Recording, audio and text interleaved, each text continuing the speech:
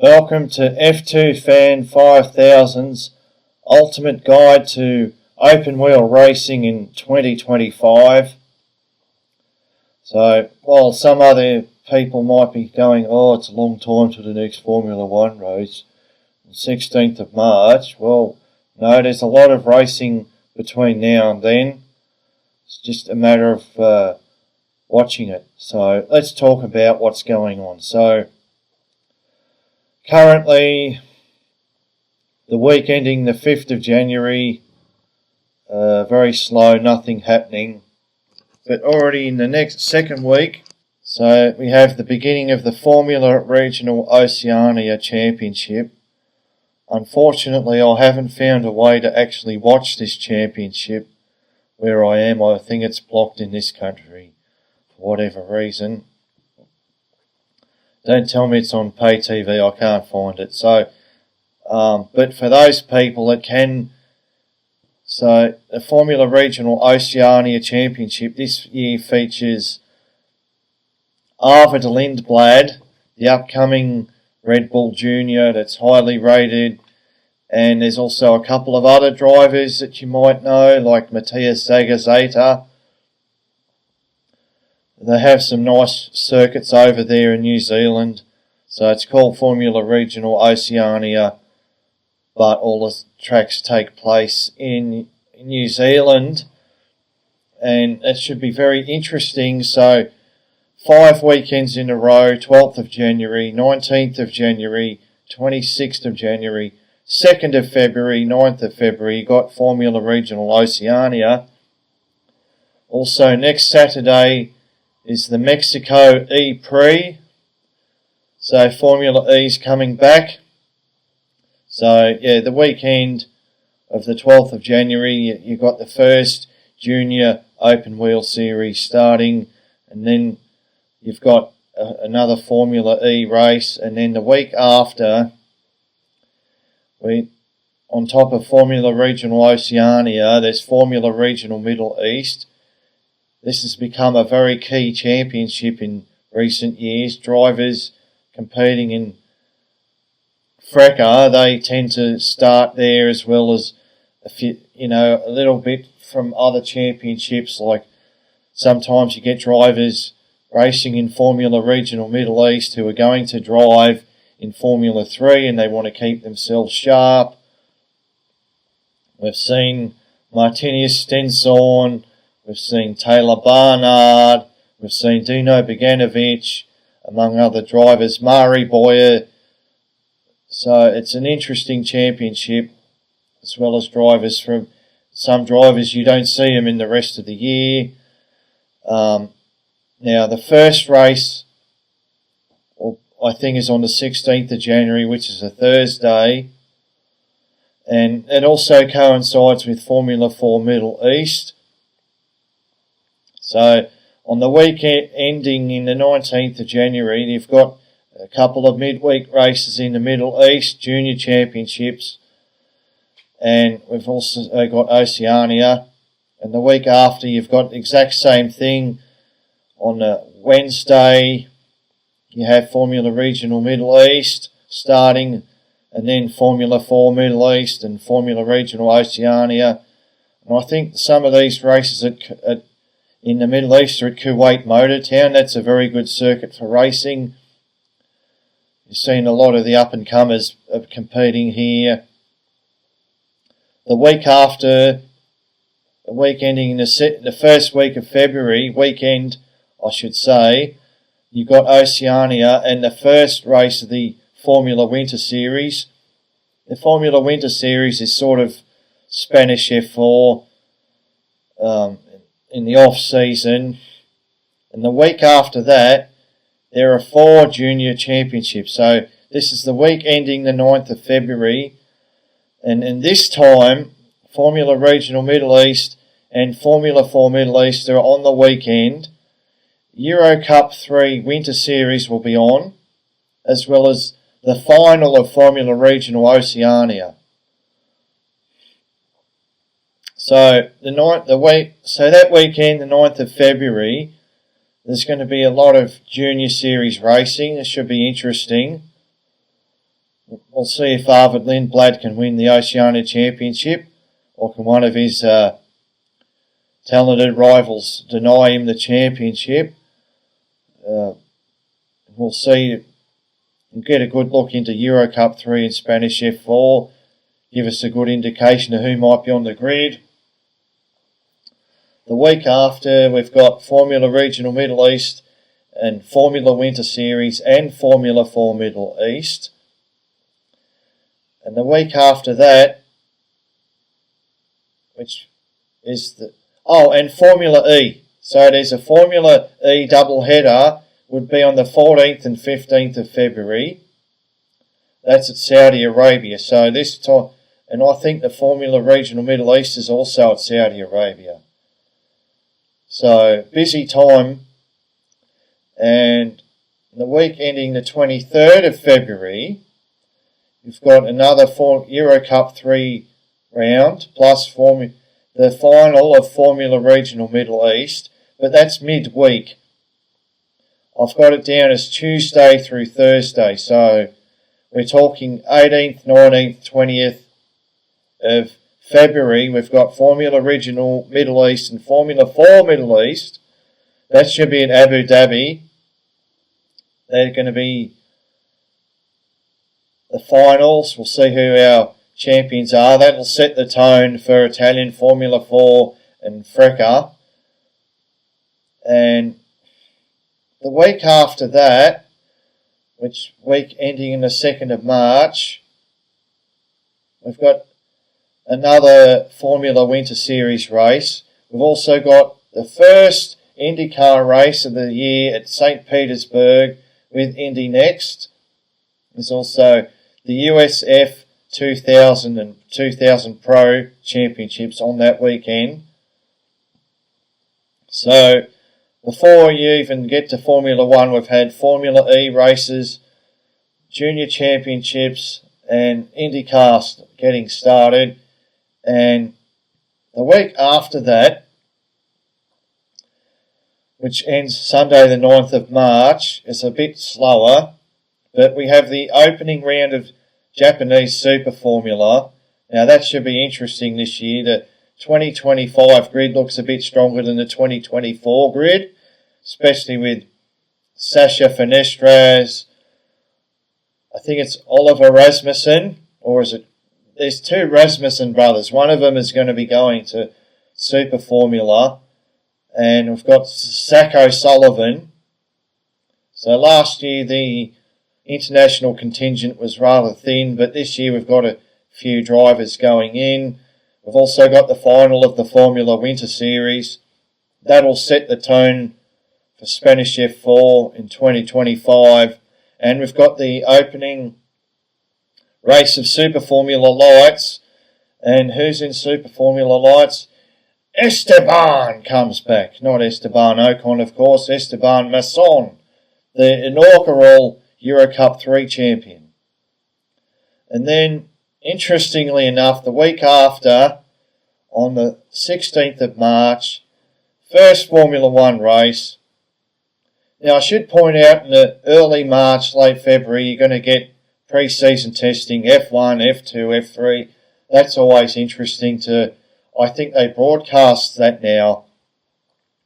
Obviously, the F1 they broadcast now.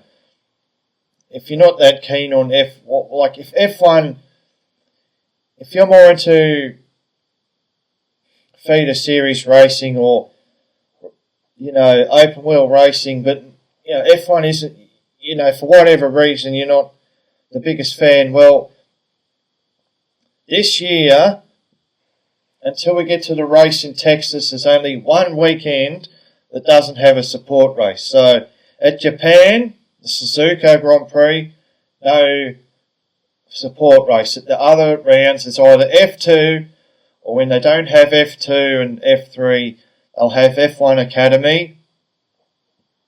That should be pretty interesting this year. But getting back to the 16th of March, the funny thing is, the first race of the Formula 1 season, there's no other series. There's no Formula E. There's no IndyCar. There's absolutely nothing. And the week after, we get the second race of the year. There's no F2, but it's at Shanghai. There is Formula One Academy at Shanghai. That should be interesting. We've also got the IndyCar round at Thermal in California. And then the week after that, so that's a bit of a lean weekend, but still Formula One Academy at Shanghai. It should be interesting. I don't know about Thermal IndyCar. Now, in some places you have to pay money to watch IndyCar, but this year I have to, man. Like, I've got to support Callum Ilott and Robert Schwartzman. Like, these two guys have been overlooked for so long. Now they're going into America's, hopefully they do well. I'll be supporting the two drivers.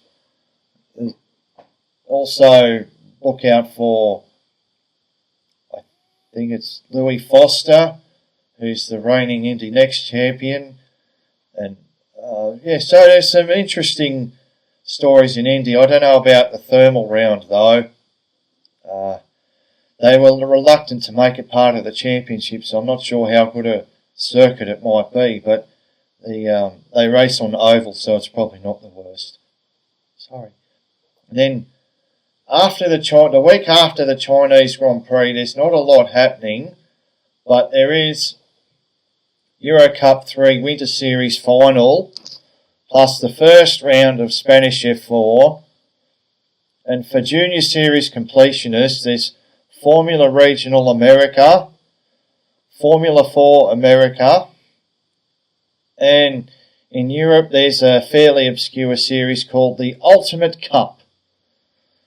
And Ultimate Cup only has 6 rounds. It's a bit of a relic now. Series like Euro Cup 3 and FRECA have replaced series like Ultimate Cup that were more important before.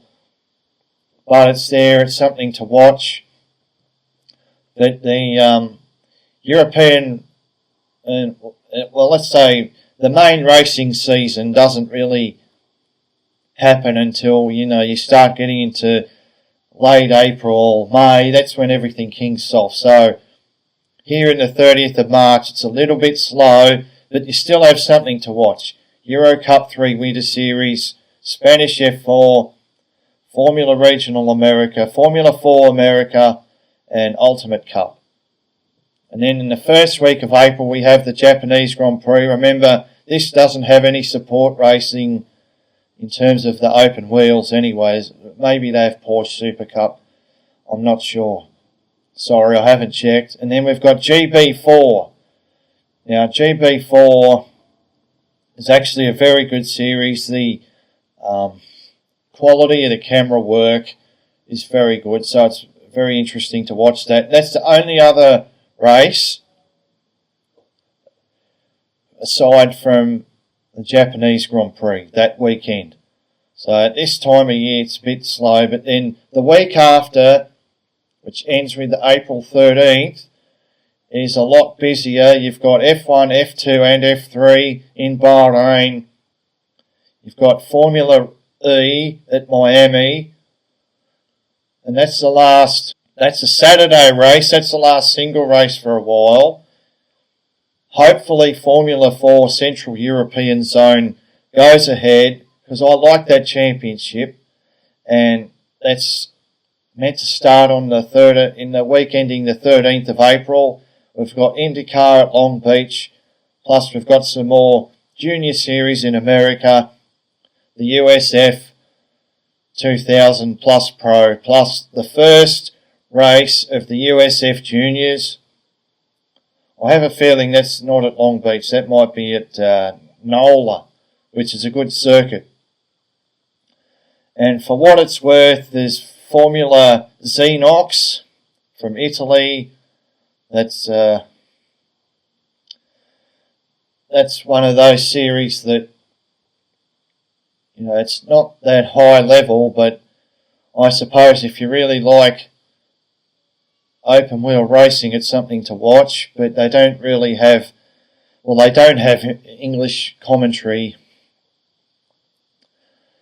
Now, a week after that, so we've got a F1 triple header here. We've got F2 as well in Saudi Arabia, F1 Academy in Saudi Arabia, second race of Super Formula, and that's it. So April's still a bit lean.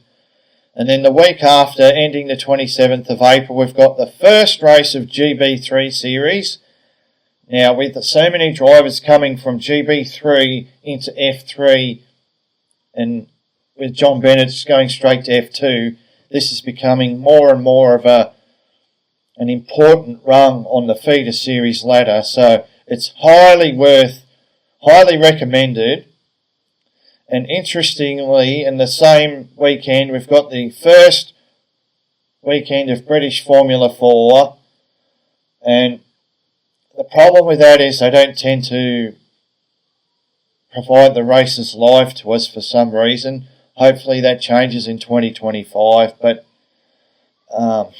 British Formula 4 should be interesting, but they don't provide the races. There's another round of Ultimate Cup. You also get the first race of Euro Formula Open. That series is struggling to attract drivers, of course. But it's always nice to watch Paolo Brajnik have a pound around the circuit. And Francesco Simonazzi will be their series mainstay. And then the week after, Formula 1 goes to Miami. Obviously no F2 or F3, but you get Formula 1 Academy. We also get the first race of FRECA. That should be interesting. Freddie Slater should be the favourite. Obviously, FRECA is a bit more competitive perhaps than Italian Formula 4. Hopefully we see Mattia Colnaghi. Let's see what happens. And then we've got the first round of the Italian Formula 4 series. Now this series is becoming very important in junior series. Like a lot of the best and brightest talent, they show up in Italian Formula 4. Highly recommended. It's free on YouTube. Very good commentator. And Spanish F4 then, and plus we've got a Formula E at Monaco. I believe that's a double header weekend. IndyCar at Barber with Indy next. British Formula 4 again, and USF Juniors. Is there anything else? No. So the first weekend in May, mark that one down. Well, I'm not a fan of the Miami circuit, the Formula 1 races on, but the opening weekend of FRECA, the opening weekend of Italian Formula 4, Formula E at Monaco. I'm going to be looking out for Taylor Barner. The guy is a wizard around Monaco. Barber at Indy at Barber, that'll be good. USF Juniors. That should be a very interesting weekend for other series. And then the week after, there's no Formula 1 race. May the 11th. No, there's nothing. It's May the 11th something over there in the Northern Hemisphere because there's absolutely nothing. And then in IndyCar, they're going to the road course on Saturday. So they don't want to race on the 11th of May for whatever reason. But you've got the IndyCar. That's a good circuit. Very underrated. Indy next. USF Pro 2000. Plus you've got the Xenox Trophy. So if you really want something to watch for open wheel racing, the Xenox Trophy is something in Europe that you can watch. Plus you've got the American series on that weekend, but seems to be on the Saturday for some reason. And then after that, it's the beginning of a triple header in F1, F2, F3 on the week ending the 18th of May. It's at Imola, not the most exciting circuit, but F3 always brings action. F2 usually does. But you've got FRECA, you've got GB3, Now, GB3 and GB4 don't usually match up for some reason. They're on different weekends. GB3 is obviously going to a lot more continental European circuits, whereas GB4 stays within England. You've also got May 18th, Euro Cup 3, the third Super Formula race. Super Lights doesn't always match up with Super Formula for whatever reason. The second race of the Formula 4 Central European Zone.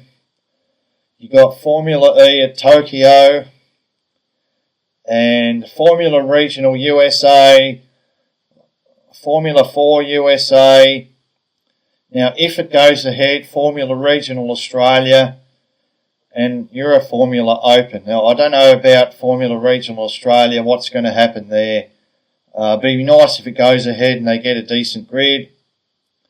Now, the week after that, ending the 25th of May, you've got F1, F2, F3 at Monaco. Monaco, even F3, it's a bit of a snooze fest. But you've got GB4. GB4 usually puts on good racing. Italian Formula 4. And you've got the Indy 500. Wow. Plus you've got British Formula 4, though, as I said, they don't tend to broadcast that live. So maybe that weekend, hopefully, there's some good action in Monaco.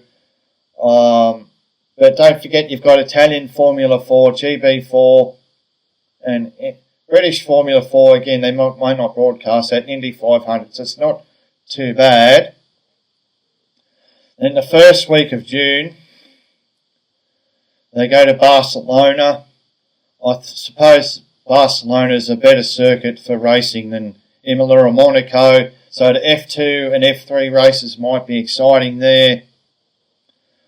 GB3, I've got it written here that they're racing on Sunday and Monday, so that's interesting. Maybe there's a day there they don't want to race on, like the last day of May or whatever it is, I'm not sure. Another race in Formula 4 Central European Zone, I think that's at Salzburg Ring. That's a beautiful circuit. There's a Formula E double header at Shanghai. IndyCar and Indy next go to Detroit. That's it. But that's a fair amount. So outside of the F1 ladder, you've got GB3 possibly racing on Monday. Hopefully Central European Zone. A double Formula D double header.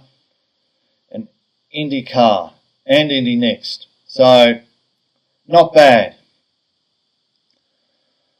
And a week after that, there's no Formula 1 action, no Formula 2, Formula 3. We've got FRECA, we've got Euro Cup 3, Spanish F4, British F4. Again, they probably don't broadcast that live. The USF Juniors, which I find interesting. Plus, I forgot the Ultimate Cup. On the 1st of June, same weekend as the Spanish Grand Prix, you'll have another Ultimate Cup race. And on the week after, 8th of June, as I said, FRECA, Euro Cup 3, Spanish F4, British F4, USF Juniors, plus Euro Formula Open and Xenox. So, if you're a fan of Paolo Brajnik, hopefully he goes out, or Francesco Simonazzi, or Xenox can be interesting. The week after, on the 15th of June, there's a Canadian Grand Prix, and it's backed by Formula 1 Academy. So, having a junior series that they really send these Formula 1 Academy drivers around the world. They've been to China, Saudi Arabia, Miami, now they're on to Montreal. There's, outside of that, there's nothing else in Europe, but there's Formula Regional USA, as well as IndyCar at Bommarito Oval. So, about a month after the Indy 500, they go to Bommarito Oval. And then the week after, so we're talking the week ending the 22nd of June, we've got Euro Cup 3, Spanish F4, Italian Formula 4, Japanese Lights, Super Lights, not the Super Formula. Formula E, the Jakarta races on the Saturday. And you've got IndyCar going to Elkhart Lake. Oh, okay, that's great. IndyCar, Indy Next, USF Pro, USF 2000, all that stuff at Elkhart Lake, plus Formula Regional USA, plus American Formula, like Formula Regional Americas, plus the Formula 4. Don't think there's anything else. So that weekend, even though the Canadian Grand Prix, in a week between the Canadian Grand Prix and the Austrian Grand Prix, but you've got a lot of junior series racing and you've got the Jakarta E-Prix, you've got racing Road America, so that should be good. And then the last weekend of June, you've got Austrian Grand Prix. Now, the Red Bull Ring in Austria always produces good racing. And they've got F2 and F3. That's always, like, catatonic, especially F3 at Red Bull Ring. That's a bit crazy. And then there's nothing else except if Formula Regional Australia goes ahead, it should be on that weekend. But interestingly, nothing else. No. None of the junior series are on that weekend. It's just F1, F2, F3. So the last week of June is a bit slower. And then the week after that, it's raging. So you've got Silverstone, British Grand Prix, plus F2, plus F3. You've got FRECA, GB3, Euro Cup 3, IndyCar, Indy Next, USF Pro, USF Juniors at Mid-Ohio. Plus you've got Euro Formula Open. So all the really big series in junior racing, I suppose, except Italian Formula 4. But FRECA, GB3, Euro Cup 3, F3, F2, Indy Next. It's all there. It's all happening in the first week of July, ending July 6th. Well, we've got it the week ending 13th of July. You've got GB4, Italian Formula 4, Formula E doubleheader at Berlin, Indy Racing, IndyCar and Indy Next at Iowa Oval, and Xenox. But GB4, GB4, Italian Formula 4, Berlin doubleheader, Iowa Oval. Yeah, so plenty of good racing to watch, even though you're in a break, Formula 1 break, Formula 2, Formula 3 is not going, but you got some good stuff to watch there. And then the week after, which is July 20th, on that Sunday you've got a FRECA weekend. You've got the first race of the E4 season. Now, what's E4? So, at the end of 2022, ADAC German Formula 4 disbanded, so they don't even do Formula 4 in Germany anymore. So, Italian Formula 4 have picked up the slack. They run 3 extra races every year, but instead of calling it Italian Formula 4, they called it Euro 4, and now they're calling it E4. But the teams and drivers are much the same as in Italian Formula 4. It's basically the same thing. Also that weekend, July 20th, we've got Super Formula, we've got IndyCar at Toronto, and the USF Pro, USF 2000, and there's a Euro Formula Open race as well, a weekend. Well, there's 3 races. So, in between the British Grand Prix and Belgian Grand Prix, there's a lot of IndyCar, a lot of Junior Series racing. And then the 27th of July, you've got F1, F2, F3 at Belgium, Spa-Francorchamps, best circuit they race at. Iconic, always produces good racing. Even if the F1 race is a bit of a snoozer, which shouldn't be, but if it happens, F2, F3, that stuff's always going to be heart-stopping madness at Spa-Francorchamps.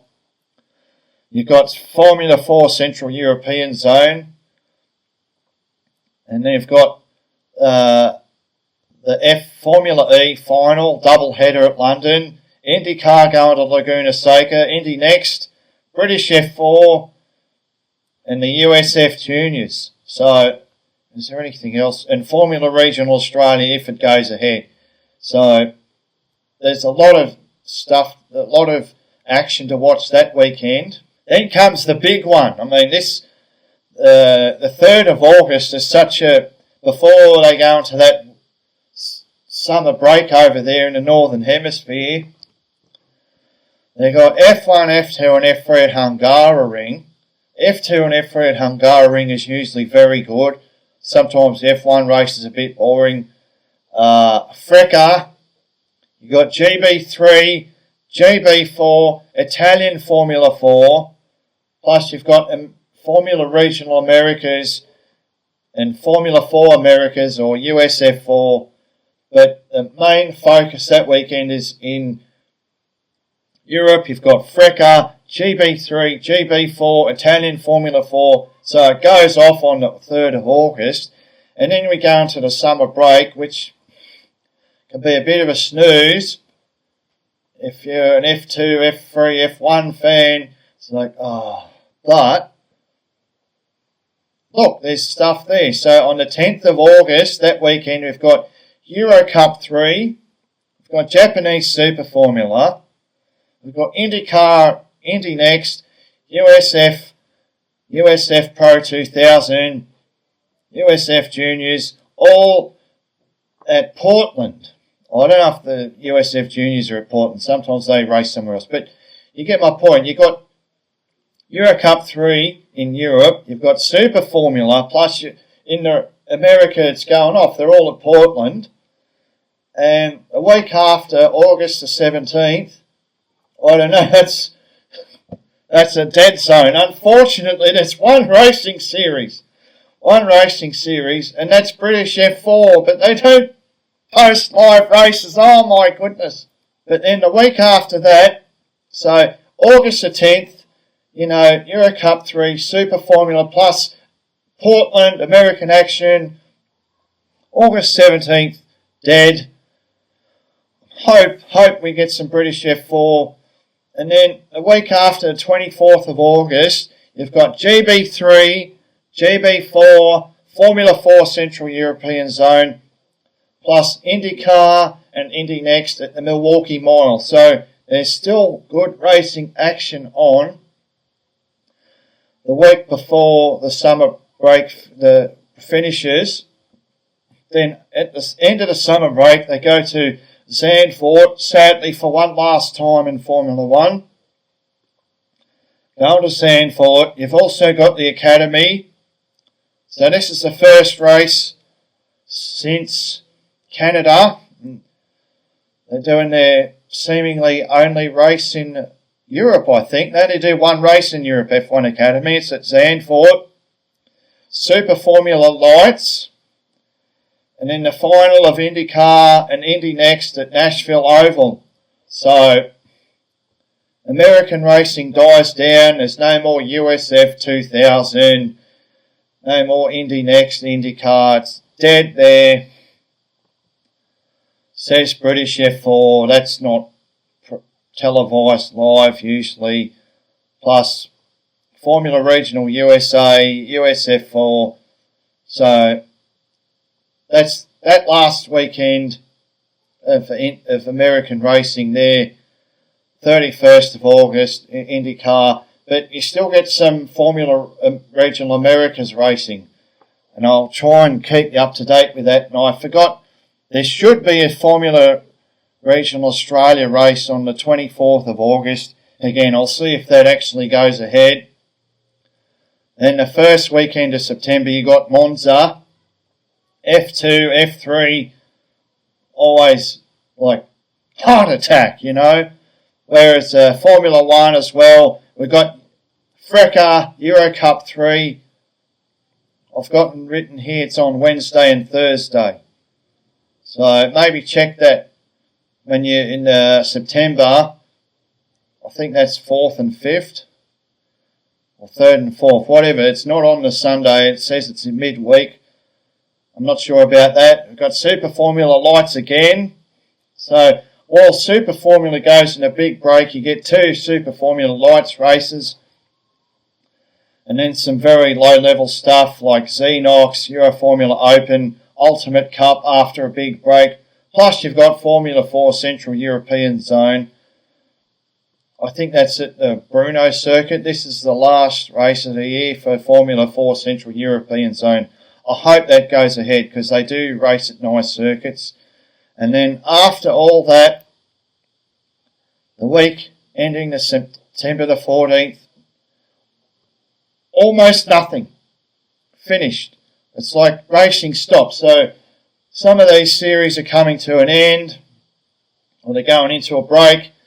But yeah, but we've got E4. That's all. The Euro 4, now they're called E4. Oh, plus I forgot to mention 7th of September. That's the final for Formula 3 as well. So it's a little bit sad. It ends early, but you know, you see some of the drivers jump up to Formula 2, so it's not too bad. And then the 21st, we've got Baku. Even Formula 1, that's always a good race. Well, most of the time. 2019. But Formula 2's there. Formula 2 Baku, that can be real mayhem. We've got FRECA. We've got Euro Cup 3, Spanish F4, Italian F4, British F4, if they broadcast it. Formula Regional USA, USA Formula 4, Euro Formula Open, Xenox, and if it goes ahead, it'll be the final of the Formula Regional Australian Championship. So after September 14th is an absolute downer. September the 21st is packed. But guess what? After the Baku Grand Prix, 28th of September, that weekend, nothing. According to this, Xenox trophy is on. The Xenox. So that's what I mean, right? So even you think something like Xenox, oh, is it really worth watching the Xenox F2000 Formula Trophy in Italy? But then you get a weekend like September the 28th, you know what, that's on, so I'll watch that. But yeah, this time of the year it starts to thin out, you know.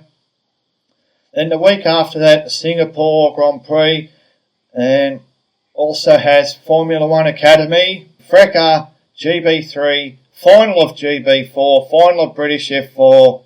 Hopefully they play British F4 on the YouTube.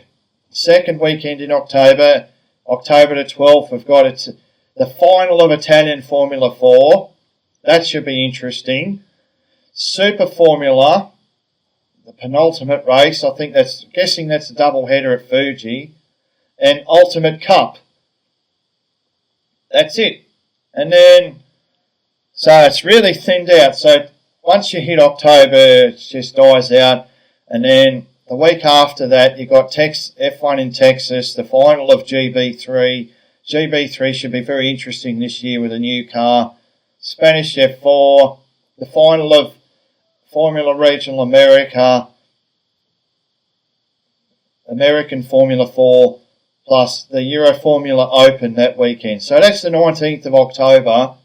So, yeah, GB3, Spanish F4, Formula Regional USA, Formula 4, Euro Formula Open. So it's a little bit of stuff. Plus the Texas, what is it? COTA, isn't it? Circuit of the Americas. They were going to race in Formula 1. But that's the first race since Japan. There's no support race. There's only four race weekends this year in Formula 1 where there's no support race, either F2, F3 or F1 Academy. And then, so the 26th of October, we get the FRECA final, the E4 final. I've already explained what E4 is. The Xenox final, and the Mexican Grand Prix. And then the week 2nd of November, nothing. Then 9th of November, we've got Brazilian Grand Prix, and that's it. Obviously, Brazilian Grand Prix was very entertaining in 2024. I don't know what the 25 version of the Brazilian Grand Prix will be. On the 16th of November, after a long break, you get the final of Euro Cup 3. You get the final of Spanish F4. And that's it. And then on the 23rd of November, you get the Las Vegas Grand Prix. And interestingly, F1 Academy, the final will be held at Las Vegas. Now, also that weekend, we get the final of the Super Formula Championship. I'm assuming that's a double header at Suzuka. So there's plenty of action that weekend, the 23rd of November. And then the week after that, we've got the Qatar Grand Prix. F2 returns after a long break since Baku. And we've got the final of Super Formula Lights. And then on the December the 7th, F1 final and F2 final as well. So I tell you, it'd be nice if a couple of F2 races came down here somewhere.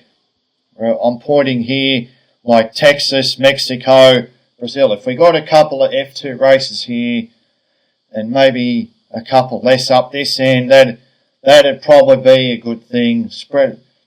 I'd be happy with that. But as you can see from this calendar, especially in that period from April through August, even if you don't have Formula One, there's something else going to be on. Or if you're disenfranchised with the way Formula One's going, there's plenty of good things to watch. Now, I'll just let you have a look at the calendar for a little bit longer. And after that, we're going to go and talk about some of these championships. We're going to preview the ones that, of course, I'm going to do a full preview of Formula 3 and Formula 2. But some of the smaller ones, I'll just talk about it here. Unfortunately, at this stage in the year, a lot of the lineups aren't confirmed, but I want to talk about Formula Racing when everything's dead, nothing happening. Let's get a march on it. So we're thinking about, like, okay, this is happening, that's coming. And I just want to briefly talk again, before the Australian Grand Prix, there's plenty of action. If you're one of those people that are a little bit curious about what other racing series are out there, but you just generally watch the Formula One, you don't want to watch the other ones. Like this year, you've got Formula E, IndyCar, Super Formula Lights, Lights and Super Formula. It's all happening before the first race. Like, now's the time, have a look. What are you going to lose? Okay, maybe IndyCar or Super Formula, you got to pay for it on the motorsport.tv website. What, $5 a month? Okay, $10 a month where I am because of exchange rates, but Formula Regional Middle East, it's a great series to watch. So entertaining. This is the year you can say, okay, I'm going to watch some of this stuff, see how it stacks up against the Formula One that I'm used to watching. Maybe you're going to be pleasantly surprised. So we'll come back in a minute and discuss some of these championships. So, first championship I'm talking about is the 2025 USF Juniors Championship. This is basically the very bottom rung of the ladder in the American IndyCar ladder, and as you see, most of these drivers are rookies. A lot of these drivers are driving in open wheel for the first time, so trying to predict what might happen here is silly. But they go to some nice circuits like Mid-Ohio, Road America, Barber, NOLA. So it's a good championship to watch. And who knows who might be an absolute standout driver. Obviously, they're from all over the world. There's 4 drivers under the American flag. There's an Australian driver here. Finland, Israel, Brazil, Canada, Mexico. So a very international championship. Now, here we go. We've got the USF 2000. So this is a step up from the USF Juniors. A lot of these drivers would have been in USF Juniors last year. Also, it's not a very big field, so I don't think this is the full grid. But again, it's an international championship. Brazil, France, Australia, Canada, as well as the Americans. And one thing about this is the USF 2000 Pro Series. I think Max Taylor is the USF Juniors champion from last year, and Max Garcia is the USF 2000 champion from last year. So we've got some good drivers there, but they're all rookies to the championship so far. There'll probably be more drivers coming in. So it should be interesting. And then Indy Next. Now this is the Indy Next teams and drivers. Now Sophia Flörsch should be interesting. Dennis Hauger, you'd think would be a favourite. I think Lockie Hughes is he's the champion of the USF 2000 or 2000 Pro Series. Who's Callum Hedge? I think Callum Hedge is also.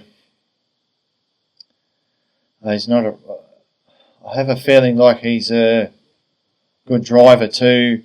Then there's some pay drivers you might know from Europe, such as Tommy Smith. He's an Australian, but he's definitely a pay driver. He's from F3. Niels Coolin you should know about.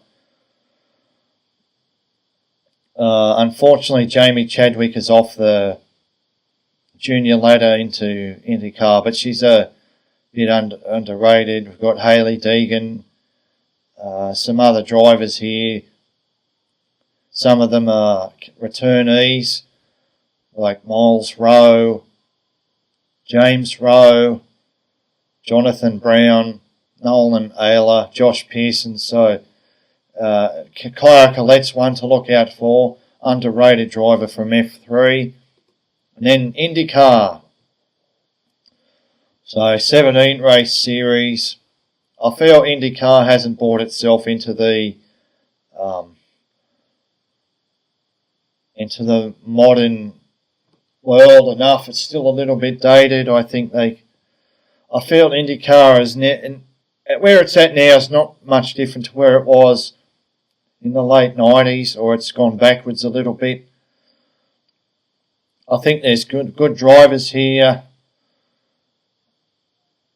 Colton Herter, obviously. Nolan Siegel he's a very good driver. Now we've got this Prema team with Schwartzman and Eilert. If only they were in Formula One, that's my real. Louis Foster is last year's Indy Next champion. So it's a strong field. Plus, alongside, established drivers. Rosenqvist, Armstrong, McLaughlin, Newgarden. Yeah, Christian Rasmussen's there. His brother's there. I think it's his brother. I'm not sure. Oliver Rasmussen in Super Formula. Christian Lundgaard, Patricia Ward. Yeah, Ferrucci and Malukas are probably not bad either. So, should be a very interesting IndyCar season. I just wish they had some better circuits. And the thing is, in America, they have some really good circuits. And they don't... There's just a couple too many ovals. I don't know. If only they race at some of the really good circuits. Like, the USF Juniors race at NOLA. That's a nice circuit. Or Virginia Raceway, they raced there last year. This is a sort of racetrack, like, you'd want the best racing series in America to be racing at these tracks. Or, dare I mention Thunder Hill? I probably shouldn't mention Ozarks. I don't know about the safety level there. But, or is it something Willow? They've got some really good circuits and they're not really utilising them in their Premier Motorsport series. Now, coming to GB3, most of the grid is yet to be announced, but some key players have already been announced. Deegan Fairclough, British F4 champion, driving with Hi-Tech. Now, Hi-Tech aren't the most competitive team in F2 and F3, but in GB3 they are. But obviously there's a new car, new engine, so it should be interesting. We've got Abby Pulling, the Formula One Academy champion. Gianmarco Pradel is a good driver from Formula 4. Keanu Alizari, Spanish F4 runner-up. There's a few other drivers there. I'm already interested, my interest is and Prima are coming in. They've got Reza Sawathan and Shou Yanpu, and hopefully have a very good season. There's obviously a lot of teams lined up to compete in the series, and this season in GB3, a lot of international circuits. Obviously, they love Silverstone. They're going to Zandvoort. So even if Formula 1 loses Zandvoort, we're going to have it in series like GB3 and probably FRECA as well. That's always going to be a pleasure to watch cars around there, even if it's not the most exciting. GB3 is also going to Spa, Hungaroring and Monza, as well as a couple of favourites like Donington and Brands Hatch. Now, for the GB4 Championship, we're just waiting on announcements. Unfortunately, I think Jack Taylor was there last year. The other drivers are new.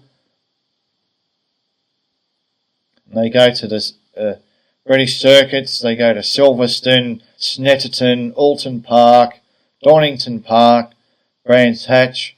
It's good to see that they're still racing at some of these circuits in these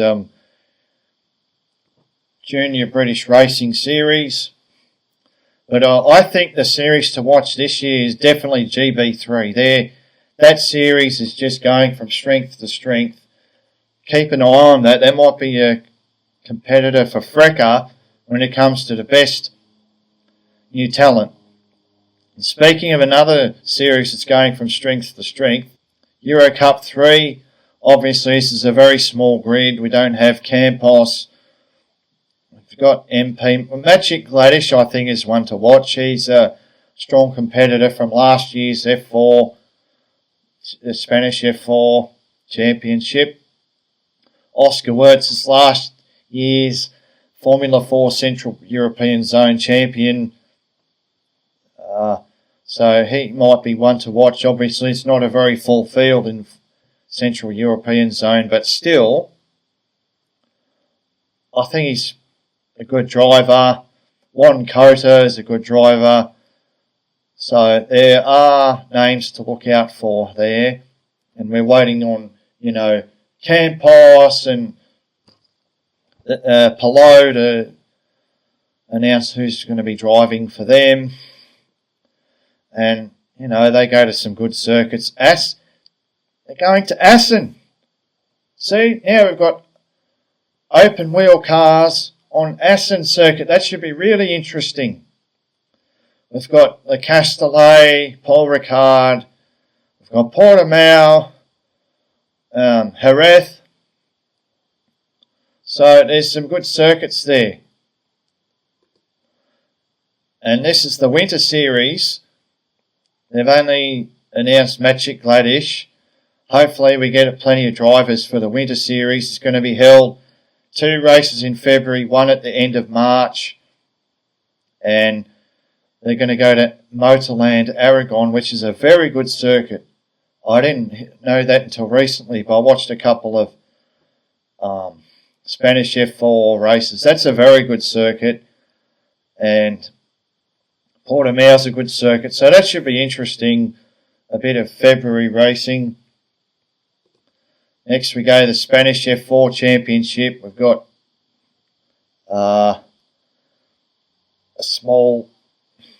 we've got Campos has some drivers. A lot of these drivers are new. This is one of those series that is right on the coal face of junior drivers coming through in Europe. We go to some good circuits though. Motorland Aragon I just mentioned. The Circuit de Navarra. Don't even know if I've seen that one. Then we've got Portimao, Paul Ricard, Jerez, Ricardo Tormo, and Barcelona. So, and if Formula One stops racing at Barcelona, series like this will still go there. That's the value and the beauty of these feeder series racing, is we get to see some of these classic historic tracks. Though I'm very sad that they're not going to Estoril. Estoril's a great circuit. Eurocup 3 used to drive at Estoril, but not anymore, it seems. Maybe we need Formula Regional Portugal, and then we'll see.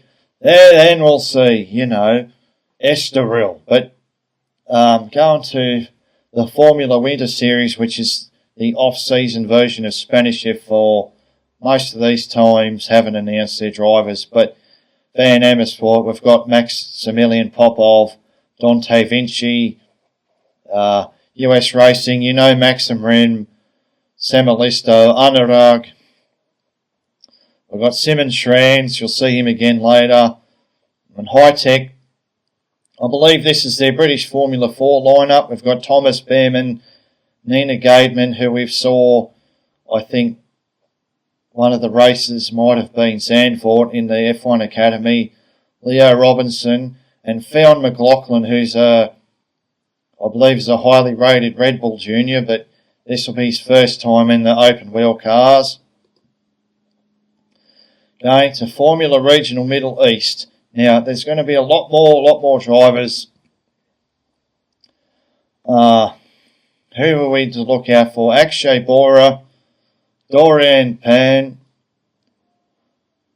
Taito Kato, Kai Darianani. These are some of the names that I'm looking at that I think could be good drivers. Some of them I just don't know who they are. I don't know Jin Nakamura. And there's going to be more drivers. And as you see, they go to Yas Marina. I thought it's changed.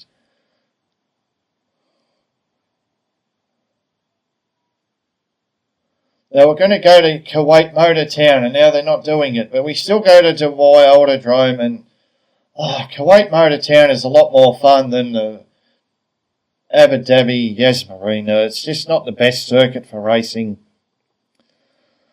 Of course, they'll probably do that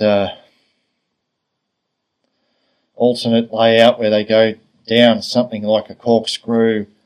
They're probably going to do that at one of the races.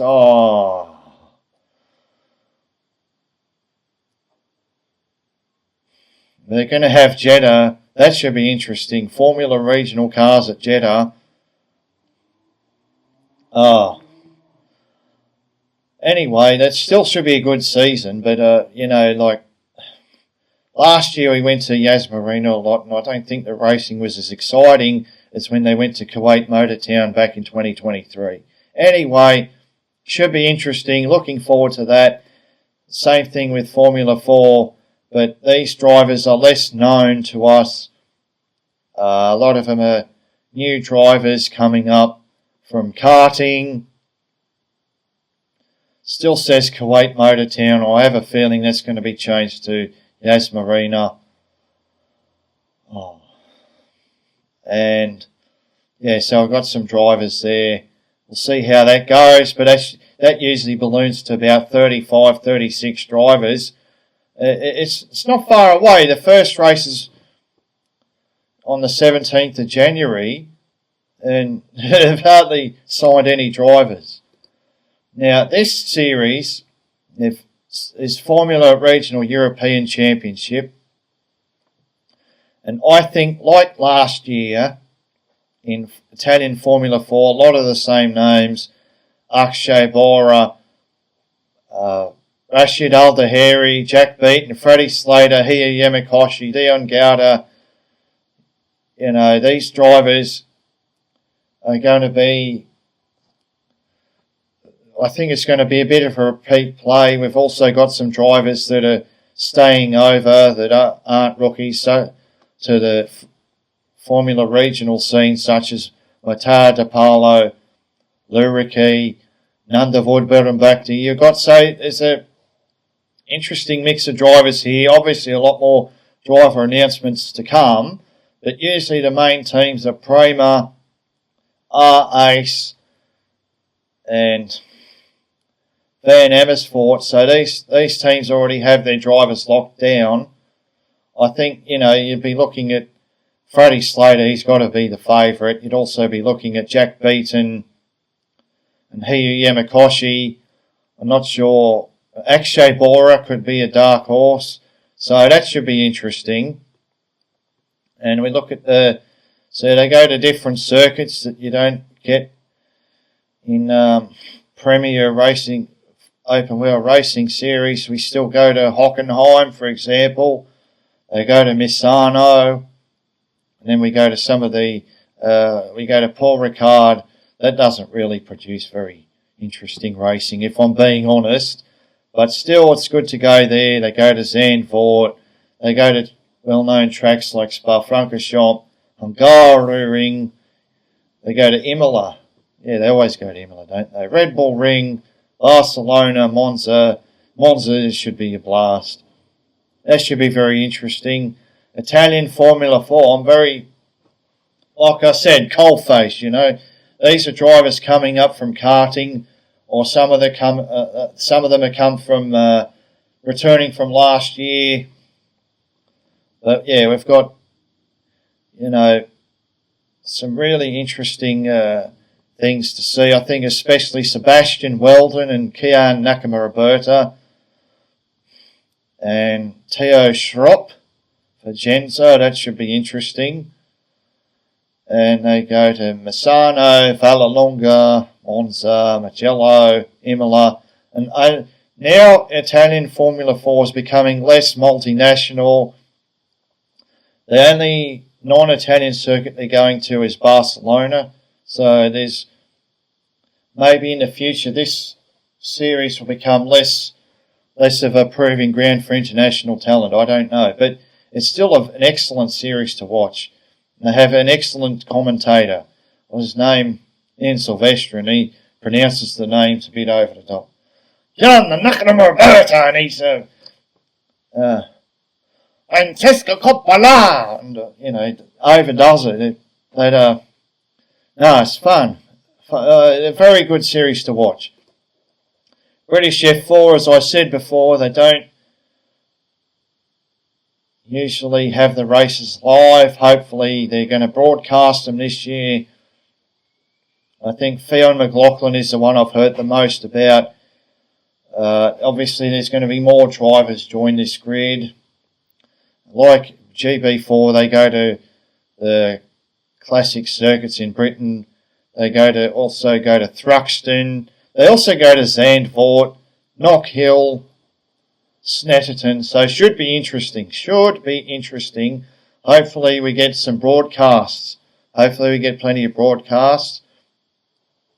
Formula 4 Central European Zone. Now I'll tell you why I like this series and I want it to do well. Now remember I said Simon Trans. Here he is. Theo Schrop. Now these circuits, okay, they go to Red Bull Ring twice. Last year they went to Balloton Park. When do you see Formula cars racing at Balloton Park? Never, right? They go to Most, Slovakia Ring, great circuit. Brno, great circuit. This is the sort of, we get to see circuits here that you don't usually see in the open wheel racing world, and somehow, even though you might have 10 cars starting the race, it still puts on a good show. So I'm hoping we get a decent grid, and I'm just sad they're not going to Balloton Park as well. They're going to do 2 races at Red Bull Ring, but that's always a good for racing. And they might get a large grid like they did last year because F4 teams want to get a march on the opposition, or they want to give their young drivers experience at a circuit that they're going to experience later on in the season. But they don't go there anymore. Italian F4 doesn't go to. But anyway, someone will go. I think that the Red Bull Ring, because it's a common circuit, they're going to go. There'll be a lot of people. Now, as for the Xenox Trophy, this is a very strange series, but, they're not going. They're going to go to the Brno circuit, and all the other circuits are Italian circuits. You know them from Italian Formula 4. Misano, Vallelunga, Mugello is a great circuit, so it's usually a bit chaotic. Now, coming to Formula E, who have we got? Yeah, we've got a great stacked grid in Formula E, but I'm coming back. I haven't been watching Formula E, but now I will because, Taylor Barnard. Just big fan of Taylor Barnard and Zane Maloney. I'll have to support drivers that, win my respect when they're racing in the junior series. And there we go. They have a strange calendar, but I suppose they're racing at times other series don't race. But I don't know why they have that race in December. To me, it's just, I don't know. And they have a big gap between Miami in April and, no, it's not. No, between Jeddah and Miami. That's what I meant to say. Better to have instead of racing in December, race in March. Anyway, that's how they do it. And suddenly they have all these races in July, May and July, boom races, and then it's over. So, I don't know. I think that a lot of things I'd like to see them fix, and they're not going to race at Misano anymore. That's a shame. So, but it should be interesting. Obviously, last year Mitch Evans was it Nick Cassidy or these 2 New Zealand drivers? I know they're very close to winning the title, but something happened, and Pascal Wehrlein won it. Oliver Rowland's an underrated driver. Nick De Vries is there. Jake Dennis. So, Taylor Barnard is also, he's underrated. Dan Ticktum is lucky to still be there, I think. I heard his results aren't that amazing. But still, good drivers across the board. You can't say there's any bad drivers. And then, Japanese Super Formula. I said this should be interesting this year. You've got returning champion Sho Savoy, but Ukyo Sasahara, let me try that again. Ukyo Sasahara is gone. Sasha Fenestras comes back. For some reason, we can guess, marketing or whatever, he's now under an Argentinian licence. He's always raced under a French licence. We've got Zach O'Sullivan at Condo. Condo aren't one of the best teams. It's better than Impul, but not by much. And then, some good names that you've come to know watching this since they've had the English commentators like Tadasuke Makino as a former F2 driver, and I race Fukuzumi's an F2 drive alumni. Kakanoshi Notta is a good driver. Kobayashi, we know he outperforms the KCMG, I suppose. Wasser is at Team Mugen. Oliver Rasmussen. Remember I talked about Christian Rasmussen in IndyCar. Oliver Rasmussen taking over the number 19 at Impul. And then we've got a couple of drivers. Ren Sato, he's a fairly regular. Toshiki Oyu, he's a driver with the long hair that, he's had his bad luck, but he's actually a good driver.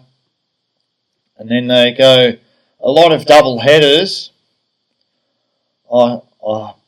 They go Suzuka, Motegi, Autopolis, and they're only supported by Super Formula Lights twice. The opening round and then Autopolis. So, and only Autopolis and Sugo aren't double headers. Everything else is a double header. So they must be convinced that there's local appetite for the championship. They go Suzuka, Motegi, Autopolis, Fuji, Sugo, Fuji, Suzuka. But yeah, they have good circuits over there. I think it's a shame they don't go to Okayama. I like Okayama. I know a lot of people don't like Okayama, but I do. March, April, May, skip June, then July, August, skip September, October, November. It's interesting. There should be a very interesting season. I think Ayumu Iwasa should be able to make some inroads into Shosa Boy in his second season. Tomoki Najiri, I'm not sure. Maybe he's not as strong as he used to be, or he might prove me wrong. How's Zach O'Sullivan going to go? Sasha Fenestras.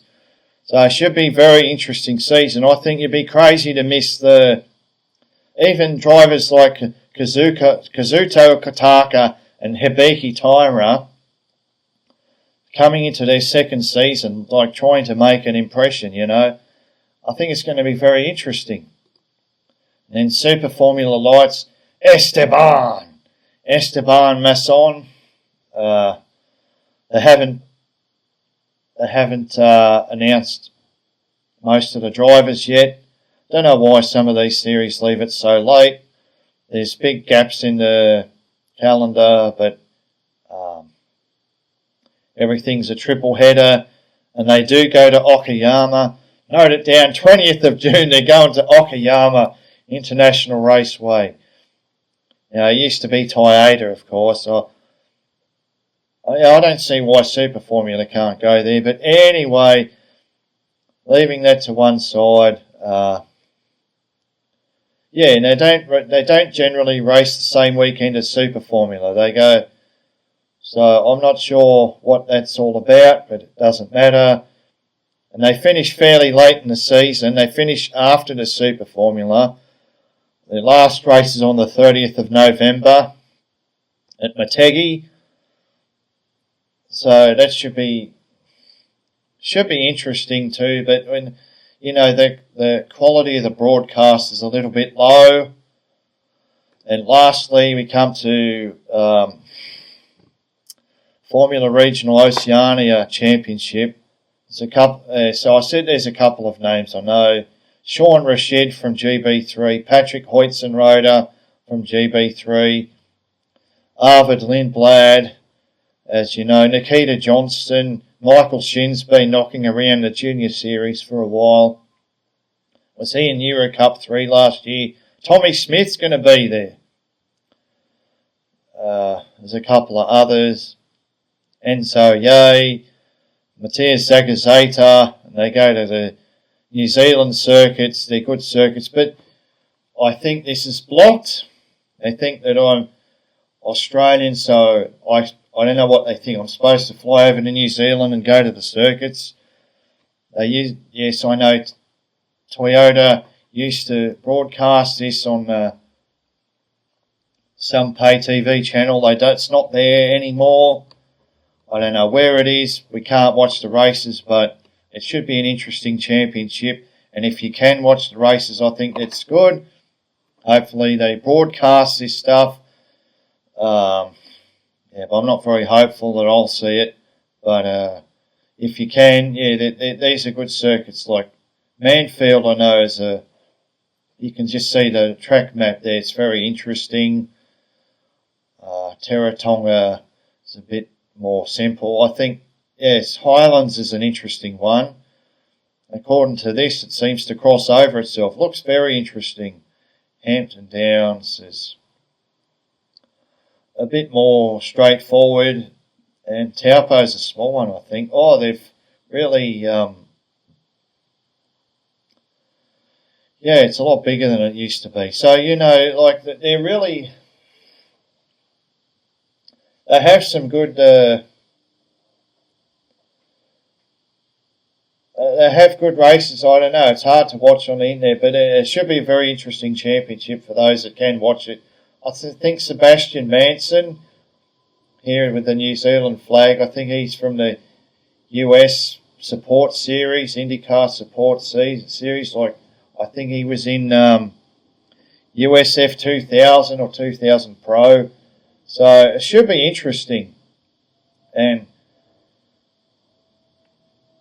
I've come to the end. So you've got some idea about the different series and when they're on. So it's a very full season of motorsport racing. A lot of exciting feeder series to watch, particularly for looking forward to Formula Regional Middle East and GB3. I think they're two series to look out for. Plus, look out for Freddie Slater dominating GB3. Look out for Freddie Slater dominating FRECA, Formula Regional European Championship by Alpine. So that should be interesting. Super Formula, that's worth looking out for.